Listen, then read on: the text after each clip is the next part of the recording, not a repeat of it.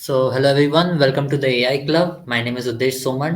और आज हम लोग देखने वाले हैं 450dsc.com के मॉड्यूल 14 बिट मैनिपुलेशन में। बिट मैनिपुलेशन, इस मॉड्यूल में हम लोग बेसिकली जितने हमारे नॉर्मल बाइनरी बिट्स रहते हैं 0 एंड 1, उन्हीं को किसी तरह कन्वर्ट करके हमारे जो रिजल्ट्स हैं उनको देखेंगे।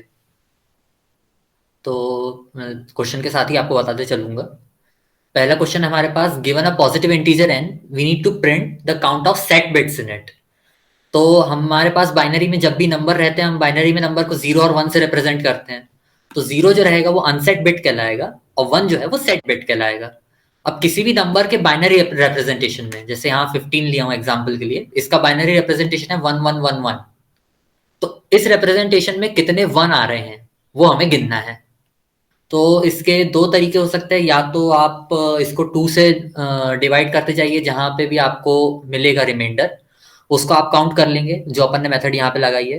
अदरवाइज आप इसको बाइनरी में कन्वर्ट कर लीजिए। बाइनरी में कन्वर्ट करेंगे तो आपको एक स्ट्रिंग मिलेगी, स्ट्रिंग के फॉर्म में मिलेगा।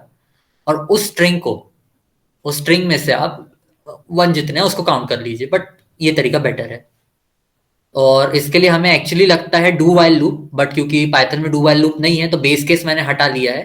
n=0 का जो बेस केस है वो हटा लिया, और उसको हटाने के बाद जो बाकी के बचे हुए हैं उसके ऊपर ये वाइल लूप लगाया है। अदरवाइज अगर आपको डू वाइल लूप पाइथन में चलाना है तो आप वाइल ट्रू लगा दीजिए और एक ब्रेकिंग केस लगा दीजिए। तो वाइल ट्रू में आपका एग्जीक्यूट होते रहेगा और ब्रेकिंग केस को एग्जीक्यूट करेगा। इंस्टेड ऑफ एंट्री केस आप एग्जिट केस बना के रखिए, तो आप डू वाइल लूप बना सकते हैं उस तरह से पाइथन में। हम लोग इस फंक्शन में क्या करें, पहले हमने काउंट 0 रख लिया है। n=0 तो रिटर्न 0, क्योंकि n में 0 ही सेट बिट्स होती हैं। अगर नॉट इक्वल्स टू 0 है तो हम लोग कैलकुलेट करेंगे रिमाइंडर। रिमाइंडर हम लोग मॉड्यूलस ऑपरेटर से कैलकुलेट करते हैं। तो हमने रिमाइंडर कैलकुलेट कर लिया। अगर रिमाइंडर 1 है तो मतलब वो बाइनरी रिप्रेजेंटेशन में भी वो बिट 1 आएगी। तो इसलिए काउंट को हम लोग इंक्रीमेंट कर रहे हैं। और वो होने के बाद इसको हम लोग n/2 से डिवाइड करते हैं। तो n/2 से डिवाइड होते जाएगा होते जाएगा होते जाएगा। फाइनली जब 1 आ जाएगा लास्ट में, तो 1 के लिए 0 आ जाएगा केस, और वो इधर की एंट्री केस को वो कर देगा, हटा देगा। n=0 हो जाएगा तो फिर एंट्री केस नहीं आएगी हमारी। तो उस केस में हम लोग काउंट, अभी तक के जितना काउंट जमा हुआ उसको रिटर्न कर देंगे। तो यहाँ पे हमने एग्जाम्पल के लिए 15 दिया है। 15 किस तरह से काम करेगा, 15 को उसने 2 से मॉड्यूलस ऑपरेटर लगा के देखा, रिमाइंडर बचता है 1। 1 इसने रख लिया, 1 का एक काउंट कर लिया मतलब। फिर उसके बाद 15 का हाफ किया तो बस 15 का हाफ 7.5 होता है फ्लोर वैल्यू, क्योंकि हम इंटीजर डिवाइड कर रहे हैं। तो फ्लोर वैल्यू आ जाएगी 7। एक सेकेंड बस, मैं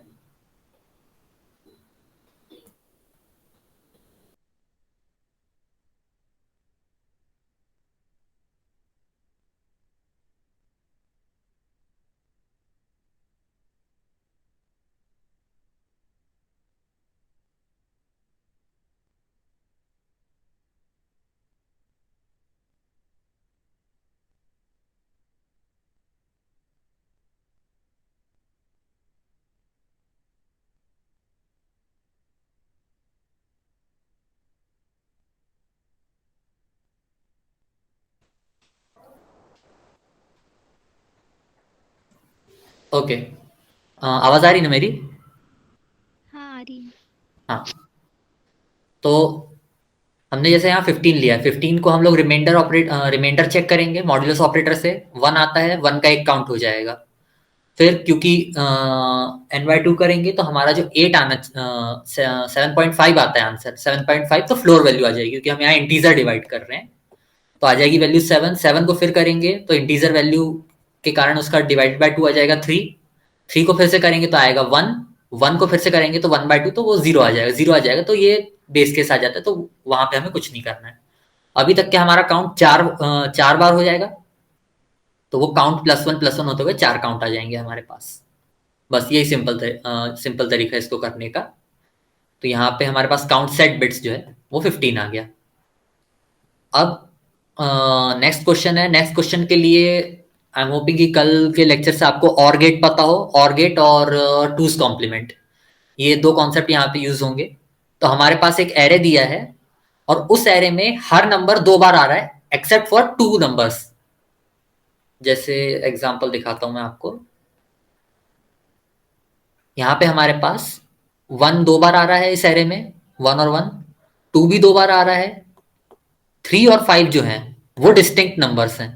तो ऐसे हमारे पास दो ही डिस्टिंक्ट नंबर्स होने वाले हैं किसी भी एरे में, और बाकी सब रिपीटिंग है, मतलब पेयर में है।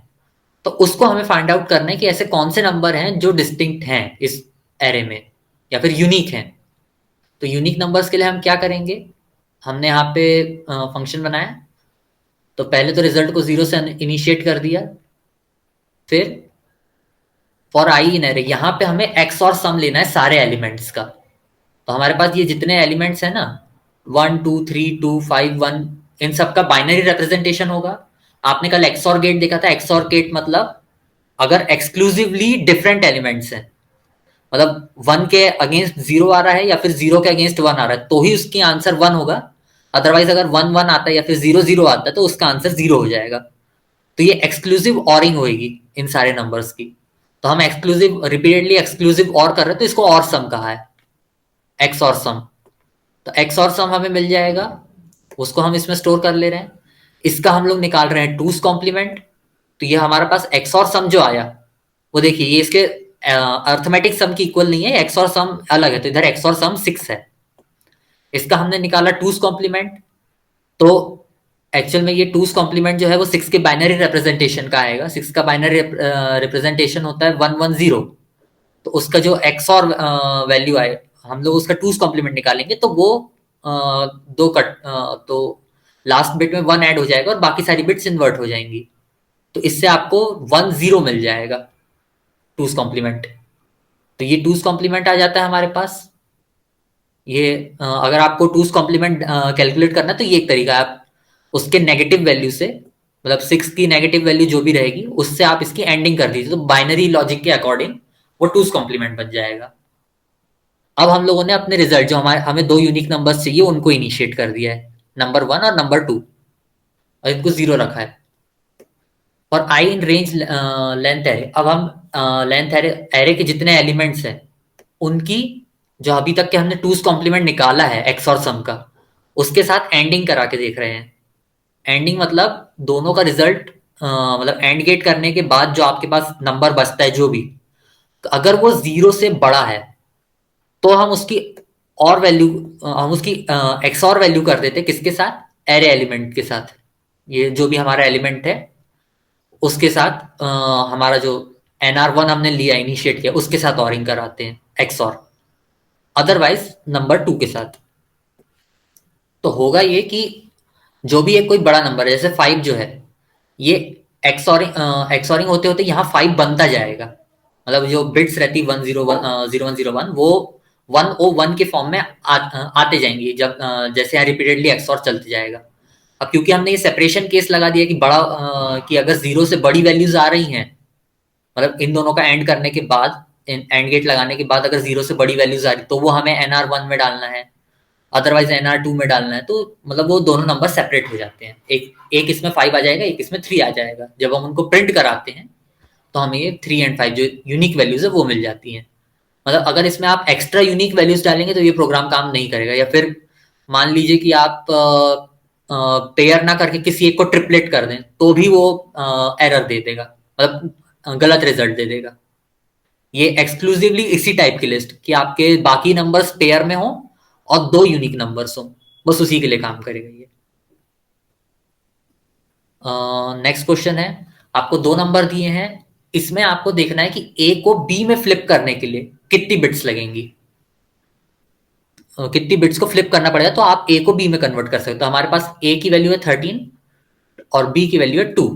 तो इनके बाइनरी रिप्रेजेंटेशन दिए हैं यहाँ पे।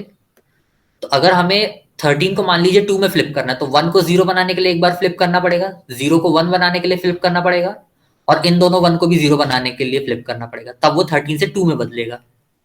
तो अब इसको हम कैसे कर सकते हैं, इसमें एक लॉजिक ये है कि जितनी बिट्स डिफरेंट है हमें उन्हीं को फ्लिप करना है। तो हम लोग इसके ऊपर लगा देते हैं एक्सऑर गेट। ठीक है, एक्सऑर गेट लगा दिया तो जितनी बिट्स डिफरेंट रहेंगी उनका एक्सऑर वैल्यू जो है वो 0 हो जाएगा। सॉरी, जितनी भी डिफरेंट बिट्स हैं जिनको फ्लिप करना है, उनकी एक्सआर वैल्यू 1 आ जाएगी। और ऊपर हमने जो काउंट सेट बिट्स वाला फंक्शन देखा था, हम उसी फंक्शन को यहाँ लगा के उन सेट बिट्स को काउंट कर लेते हैं।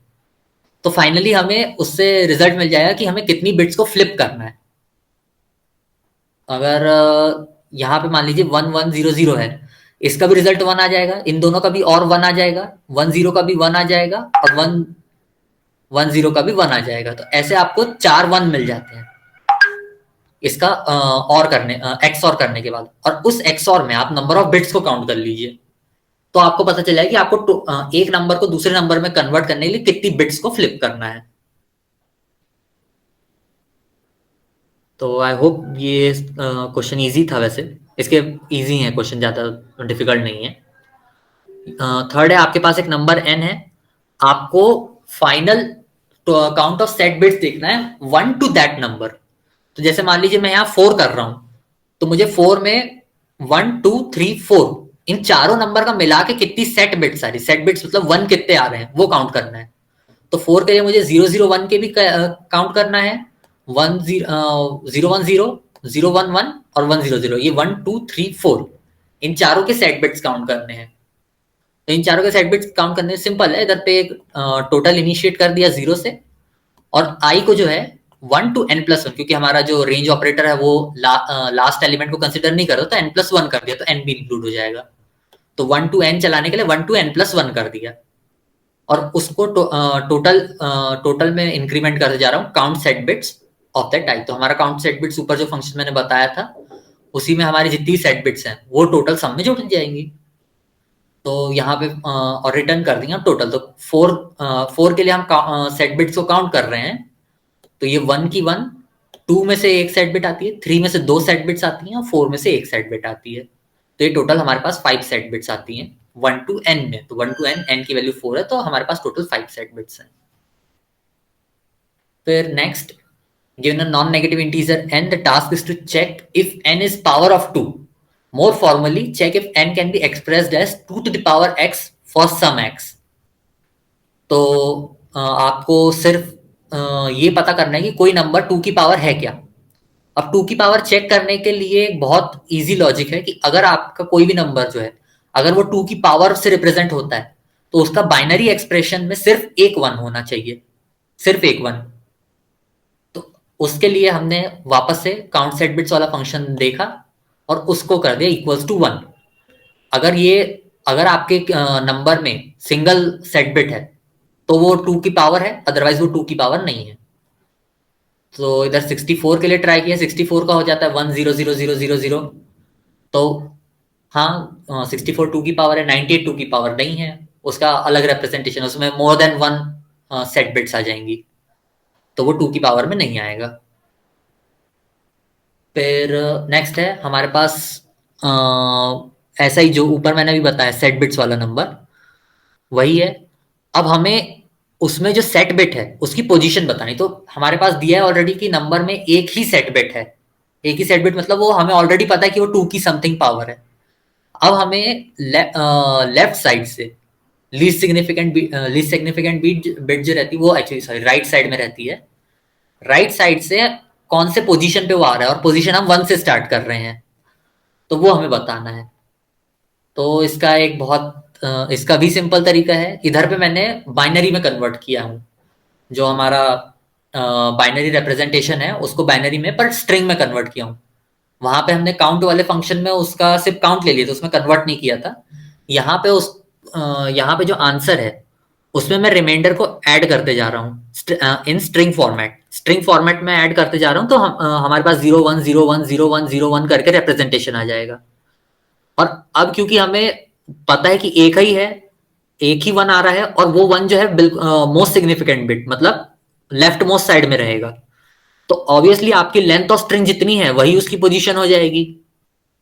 तो इसलिए आपका जो भी नंबर है उसको हमने बाइनरी स्ट्रिंग में कन्वर्ट किया। ऊपर जो मैंने आपको काउंट सेट बिट्स का फंक्शन दिखाया था सेम है, बस यहाँ पे आंसर वेरिएबल लिया एज अ स्ट्रिंग, और उसमें मैं स्ट्रिंग ऐड करते जा रहा हूँ। जब भी मैं कोई भी रिमाइंडर निकाल रहा हूँ तो उस रिमाइंडर को स्ट्रिंग में कन्वर्ट करके आंसर में अपेंड करते जा रहा हूँ। और आपको एक्चुअली स्ट्रिंग प्लस आंसर करना पड़ेगा। अगर आप आंसर प्लस स्ट्रिंग करते हैं या फिर प्लस इक्वल ऑपरेटर का यूज करते हैं तो आपको उल्टा मिल जाएगा। अगर आपको सीधा रिप्रेजेंटेशन चाहिए तो स्ट्रिंग प्लस आंसर इस फॉर्मेट में आपको करना पड़ेगा। वो हो जाता है तो आपको, जैसे ये 64 के लिए किया तो 64 में आप देख सकते हैं ये 64 का बाइनरी रिप्रेजेंटेशन है, यही इसकी लेंथ भी है, 7 इसकी लेंथ भी है। और अगर मैं इसमें 1 की पोजीशन लीस्ट सिग्निफिकेंट बिट मतलब राइट मोस्ट बिट से देखूं तो ये 1 2 3 4 5 6 7, तो 7th पोजीशन, तो ये 7 आ गया हमारे पास आंसर। फिर नेक्स्ट क्वेश्चन है हमारे पास दो नंबर दिए हैं x एंड y और एक रेंज दी है lr। तो क्योंकि हमारा जो जनरल इंट रहता है पाइथन में, जो इंट डेटा चलता है इंटीजर्स के लिए, वो 32 बिट नॉर्मल रहता है। 32 बिट अगर आप लॉन्ग इंट ले लेते तो वो 64 बिट के रहते हैं। अभी हम नॉर्मल 32 बिट के लिए कंसिडर कर रहे हैं। मतलब आप 32 बिट के कॉम्बिनेशन से 2 टू द पावर 32 तक के 2 टू द पावर 32 माइनस 1 यहाँ तक के सारे नंबर्स उससे बना सकते हैं। तो अब इसके लिए हम देख रहे हैं कि 1 इज इस रेंज में हमारे आ रहे हैं एल और आर 1 से 32 की रेंज में। अब जो y को हम कंसिडर करेंगे y की एल टू आर रेंज में। एल और आर हमें एक रेंज दी है, उस रेंज में y में जितने सेट बिट्स हैं, सेट बिट्स मतलब 1 जितने आ रहे हैं, हमें जो सेकंड नंबर है x, उसमें भी उन्हीं बिट्स को 1 कर देना है। वो है या नहीं उससे मतलब नहीं, बट हमें उसको 1 कर देना है। तो उससे हमें जो भी रिजल्ट मिलेगा वो प्रिंट करना। तो जैसे x 10 है, y 13 है और एल आर की वैल्यू 2 और 3 दी है, तो x का रिप्रेजेंटेशन हो जाता है 1 0 1 0 और y का रिप्रेजेंटेशन हो जाता है 1 0 0 1 1 1 0 1 13 का। तो अब इसके ऊपर हम क्या करेंगे, यहाँ पे एल आर हमारी रेंज 2 टू 3 दी है, तो ये हमारे पास पड़ता है 2 टू 3 में। तो यहाँ पे हमारे पास सेट बिट से पीए वाली है 1, तो हमें इस 1 को जो है यहाँ पे, ये हमारी रेंज यहाँ पे थी 1 और 0, इसमें हमारे पास एक सेट बिट है 1, तो हमें पिछला नंबर जो था उसमें भी इन दोनों इस पोजीशन के ऊपर जहाँ पे y में 1 आ रहा था वहीं पे x में भी 1 आना चाहिए। तो हम ये जो 0 है बस इस वाले 0 को हमें 1 बनाना है। वो 1 बना दिया तो जो भी आंसर बचेगा, तो 1 बनाने के बाद हमारे पास बचता है ये आंसर जो कि है एक्चुअली 14। तो हमें वो 14 प्रिंट करना है। तो इसका फंक्शन मैं आपको दिखा, पहले तो हम लोग रेंज चेक कर ले रहे हैं। अगर मान लीजिए कि एल और आर जो है वो रेंज के बाहर जाते हैं, मतलब 1 टू 32 से बाहर जाते हैं आर, तो रिटर्न एक्स कर देना है। उस केस में हम फंक्शन लगा ही नहीं सकते हैं। अदरवाइज हम गिवन रेंज में हमें एल टू आर में करना है, तो एल टू आर प्लस 1, तो वो एल टू आर चल जाएगा। उस रेंज में हम करेंगे मास, तो हम लोग बिट वाइज लेफ्ट शिफ्ट कर दे रहे हैं। 1 को जो है उतनी जो बिट्स हैं शिफ्ट कर दे रहे हैं। और शिफ्ट करने के बाद जो हमारे पास आंसर बच रहा है वाई एंड 0, तो एंडिंग करने से क्या होगा, 1 उस पोजीशन तक के पहुंच जाएगा, जिस भी पोजीशन के एल टू आर में आपकी जो भी पोजीशन आ रही है उस पोजीशन तक के आपका 1 पहुंच जाएगा। और 1 पहुंचने के बाद क्या होगा, 1 वहां पे पहुंच जाएगा, जैसे इधर है, यहाँ पे आपके पास 1 जो है वो थर्ड पोजीशन पे आ रहा है। अगर आप लास्ट से गिनना चालू करेंगे राइट से, तो आपके 1 जो है वो थर्ड पोजीशन पे आ रहा है। तो यहाँ पे इसकी वैल्यू जो है i-1, तो ये आपको पहुंचा देगा, हम क्योंकि शुरुआत से करते हैं एक्चुअली, तो ये एक पोजीशन खिसकाना है, एक पोजीशन लेफ्ट खिसकाएगा, तो ये आपको मिल जाएगा 1 0।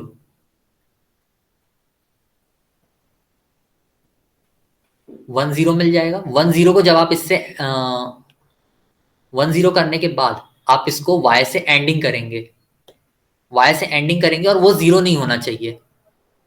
y से एंडिंग करेंगे तो ये जो पोजीशन है, सॉरी, ये जो पोजीशन है इसको छोड़ के बाकी सब 0 बन जाएंगे। तो ये पोजीशन हमें मिल जाती है एंड करने की वजह से, क्योंकि 1 है और 1 को भी हमने इसी पोजीशन तक खिसकाया है। और बाकी सब जो हमारा मास्क है, मास्क में बाकी सब तो 0 है, सिर्फ वही एक वैल्यू 1 रहेगी, तो वो हमें मिल जाती है। इसकी जब हम एंडिंग करते हैं इसी के साथ, तो हमें इस पोजीशन के ऊपर 1 मिलेगा, बाकी सारे 0 मिल जाएंगे। ये मतलब ये एंडिंग करने के बाद हमारा जो रिजल्ट है वो कुछ इस तरह से आएगा।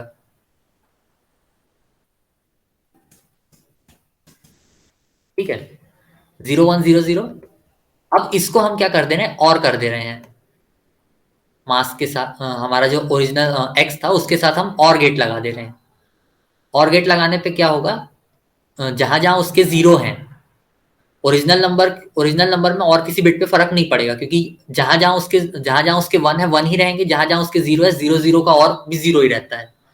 बट ये क्योंकि इस 0 को हमें चेंज करना था, तो इस 0 की जगह पे हमें यहाँ पे मास्क का जो मास्क में ये जो 1 आ रहा है, ये 1 और गेट के थ्रू, ये और गेट होता है स्ट्रेट जो पाइप सिंबल है, इसको और गेट कहते हैं। तो ये जब एक्स के साथ और होगा तो वो जो वहां उसका जो बाइनरी रिप्रेजेंटेशन है उसमें 1 आ जाएगा। 1 आ गया तो आपका वो कन्वर्ट हो गया, आपको बस उसी बिट को तो 1 करना था। यहाँ पे हमें इस बिट को 1 करना था। सॉरी, हमें इस बिट को 1 करना था और वो 1 बन गई है, तो बस हमें रिजल्ट मिल गया। अगर हमारे पास एक से ज्यादा नंबर डिजिट्स भी आती हैं तो हमने इसको लूप में लगा के रखा है। इसको हमने लूप में लगा के रखा है, तो अगर मान लीजिए एक से ज्यादा डिजिट्स भी रहती हैं तो भी हमें फाइनली आंसर मिल ही जाएगा। मतलब एक बार में पहली डिजिट चेंज होगी, दूसरी बार में दूसरी डिजिट चेंज होगी, तीसरी बार में तीसरी डिजिट चेंज होगी। इस तरह से होगा और आपको फाइनली जो उस रेंज में जितनी वैल्यूज वाई में 1 है उतनी ही वैल्यूज एक्स में भी 1 बन जाएंगी। इस तरह से काम करेगा ये। तो ये कॉपी सेट बिट्स वाला फंक्शन है, इसका आंसर 14, जैसा मतलब ऊपर एग्जांपल में दिखाया था वो। ये मतलब थोड़ा डिफिकल्ट है, अगर किसी को इसमें प्रॉब्लम हो तो आप बोल दीजिए, मैं इसको एक बार फिर से समझा दूंगा, अदरवाइज मैं कंटिन्यू करता हूँ। Okay, I continue. फिर हमारे पास दो इंटीजर्स हैं ए एंड बी, हमें क्वोशिएंट निकालना है। मतलब डिवाइड करते समय हम जो क्वोशिएंट निकालते हैं वो, बट हमें हमारे कोई भी नॉर्मल ऑपरेटर्स का यूज नहीं करना है, हमको बिट मैनिपुलेशन या फिर बाइनरी कैलकुलेशन के थ्रू इसको करना है। तो हम एक लॉजिक जानते हैं कि हम किसी भी नंबर को टू की पावर से रिप्रेजेंट कर सकते हैं। तो किसी भी डिविडेंड में कितने डिवाइजर आ रहे हैं उसको हम लोग चेक कर लें कितने हैं। तो हमारे पास है bit division A and B, answer equals to 0। ये हमने देख लिया कि नंबर नेगेटिव है क्या। नेगेटिव मतलब जो भी नेगेटिव रहेगा उसको हम स्टोर कर लेंगे, तो हमें एक्चुअली एब्सोल्यूट वैल्यू चाहिए। अगर नेगेटिव रहता है तो हमें -1 करना पड़ेगा, अदरवाइज -1 करने की जरूरत नहीं।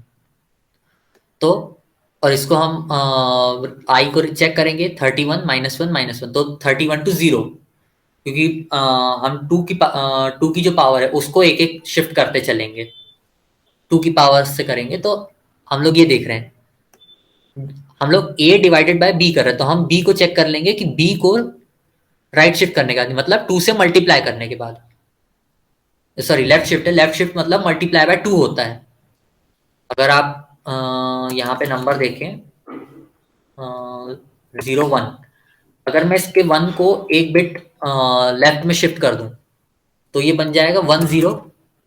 तो ये 2 से मल्टीप्लाई हो गया एक्चुअली, क्योंकि 0 1 जो है 1 का रहता है और 1 0 2 का रहता है, तो वो एक्चुअल में 2 से मल्टीप्लाई हो गया है। 1 को शिफ्ट कर दिया हमने राइट लेफ्ट साइड में, तो हम लोग यहाँ पे एक्चुअल में ये 2 से मल्टीप्लाई करते जा रहे हैं। 2 से 2 से मल्टीप्लाई करें, 2 की कुछ तो भी पावर से, आई जो है वो 2 की पावर रहेगी। 2 की पावर से मल्टीप्लाई करके देखा तो ये 31 है, तो पहले 31 पे चलेगा, 31 पे नहीं तो फिर 30 पे आएगा। तो ऐसे 2 की सारी पावर्स को चेक करता जाएगा, जो भी इसको नियरेस्ट वैल्यू मिलेगी उसमें से ए को सब्ट्रैक्ट कर देगा और आंसर जो है उसको कर देगा 1, आंसर में ऐड करता चलेगा उसको 1 शिफ्टेड टू आई। तो जैसे मान लीजिए आपके पास यहाँ 91 डिवाइडेड बाय 13 है, तो टू की इसको हम लेंगे 2 की पावर, तो 2 की पावर 31 वगैरह तो कुछ काम नहीं करेगा। 2 की पावर 7 का 2 की पावर 7 काम कर जाएगा। 2 की पावर 7 6 रहता है एक्चुअली, 2 की पावर 6 64 रहता है। तो 2 की पावर 6 64 के लिए एक बार आंसर में ऐड हो जाएगा। फिर उसके बाद सॉरी 64 के लिए 2 की पावर 6, तो 6 आ जाएगा। फिर उसके बाद 32 भी आ जाएगा। तो फिर इस तरह से ये आईज जो हैं उनको ऐड करता चलेगा। Answer one shifted to this, one shifted to i. तो इसको ऐड करता जाएगा और हमारे पास आई जो भी है वो मतलब ए से छोटा ही आ रहा है। B to the power b b multiplied by i, b b b into 2 to the power i a से छोटा रहेगा। तो फिर उतनी ही पावर्स को हम ऐड करेंगे। तो 13 टू द पावर से क्या बोले तो 13 इंटू 2 टू द पावर 0 आ जाएगा। 13 इंटू 2 टू द पावर 1 आ जाएगा। 13 इंटू 2 टू द पावर 2 आ जाएगा। तो ऐसे करते करते वो जो पावर्स है वो यहाँ पे ऐड होती जाएंगी और वही हमारा आंसर बन जाएगा। अब आंसर तो आ गया, but in case answer negative रहा, मतलब मान लीजिए दोनों में से कोई, यहाँ तो हमने एब्सोल्यूट लगा के दोनों को पॉजिटिव बना लिया, बट अगर मान लीजिए दोनों में से कोई एक नेगेटिव रहा तो आंसर भी नेगेटिव आना चाहिए। तो उसके लगा दिया if negative equals to zero. Negative यहाँ पे हमने स्टोर करके रखा था 1 < 0 और b < 0। तो उसके अगर मान लीजिए दोनों में से कोई भी नेगेटिव रहता है तो वो नेगेटिव ये जो वेरिएबल है उसको 1 कर देगा, उसको 1 कर देगा। तो यहाँ हम चेक कर लेंगे नेगेटिव इक्वल 0 है तो आंसर रिटर्न कीजिए, अदरवाइज अगर नेगेटिव इक्वल्स टू 1 है तो -1 से मल्टीप्लाई करके आंसर रिटर्न कर दीजिए। तो हमें यहाँ 7 मिल रहा है।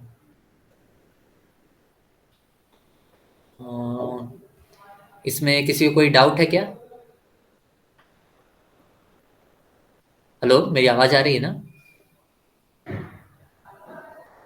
हम्म, हेलो। हाँ आ रही है। हाँ ठीक है। नेक्स्ट क्वेश्चन, हमारे पास एक इंटीजर है, कैलकुलेट, हमें उसका स्क्वायर कैलकुलेट करना है। तो स्क्वायर को रिप्रेजेंट करने का एक इजी तरीका है कि अगर आपको n का स्क्वायर दिया और n इवन है तो आप स्क्वायर को रिप्रेजेंट कर सकते हैं 4 into square of half of that number. जैसे हमारे पास यहाँ पे 4 है, सॉरी कोई भी इवन नंबर है, जैसे 6 है। 6 को हम रिप्रेजेंट कर सकते हैं 4 into square of half of that number. तो 6 का हाफ हो जाता है 3, 3 का स्क्वायर हो जाएगा 9, और उसको हम 4 से मल्टीप्लाई करेंगे तो 36। तो 6 का स्क्वायर 36। तो 4 into half of the given square of half of the given number. और इनकेस ये ऑड रहता है, इनकेस अगर ये ऑड रहता है तो 4 into half of that number plus 4 into half of that number, आप एक 4 into square of half of that number plus 4 into half of that number plus 1। तो ये ऑड का स्क्वायर, ऑड नंबर के स्क्वायर का फॉर्मूला है। तो उसी को हमने यहाँ पे इसमें कर दिया है शिफ्ट, उसी को हमने एक रिकर्सिव फंक्शन में बना दिया। नेगेटिव हैंडलिंग है कि अगर हम स्क्वायर कर रहे हैं तो ऑब्वियसली एन तो आएगा, एन मतलब स्क्वायर पॉजिटिव ही आता है, एन पॉजिटिव रहे या नेगेटिव। एन इक्वल्स टू 0 पे 0 रिटर्न कर दिया। एन अगर लेस देन 0 है तो उसको वापस नेगेटिव करके पॉजिटिव बना लिया। अब हम कर रहे हैं फ्लोर वैल्यू ऑफ। तो जैसा कि मैंने बताया कि आप अगर लेफ्ट साइड शिफ्ट करते हैं बिट्स को तो आपको मल्टीप्लाई बाय 2 मिलता है, अगर आप राइट साइड शिफ्ट करेंगे तो आपको डिवाइड बाय 2 मिल जाएगा। तो ये जो है एक्चुअली एक्सप्रेशन ये n डिवाइडेड बाय 2 का है। तो हमने जो भी नंबर एंटर किया था उसको डिवाइड बाय 2 कर लिया है। अगर ऑड है नंबर तो ऑड नंबर के लिए ये भी आप चेक कर सकते हैं, एंड गेट लगा दीजिए 1 के साथ।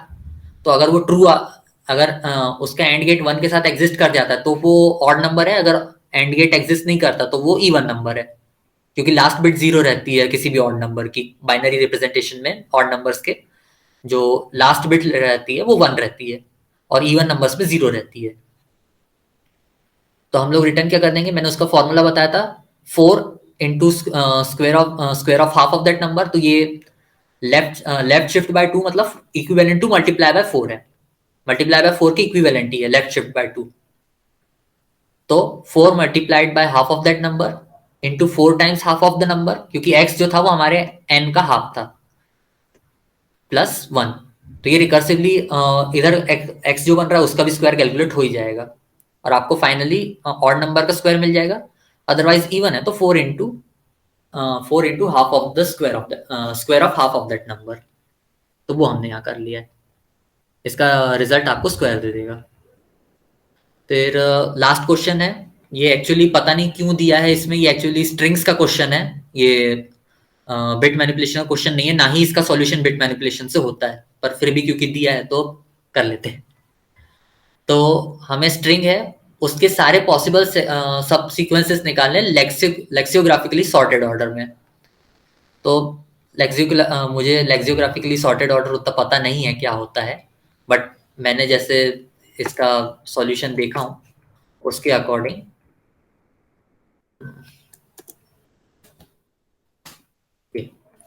इस तरह का कुछ आना चाहिए। तो मतलब एक्स से शुरू हो रही स्ट्रिंग, तो x, x y, x z, x x, मतलब एक्स और उसके बाद में आने वाले जितने हैं उससे जितने कॉम्बिनेशन बन रहे हैं वो, फिर वाई, वाई के बाद में आने वालों के कॉम्बिनेशन, फिर जेड, जेड के बाद में आने वालों के कॉम्बिनेशन, इस तरह से हमें बनाना है। तो ये तो सिंपल,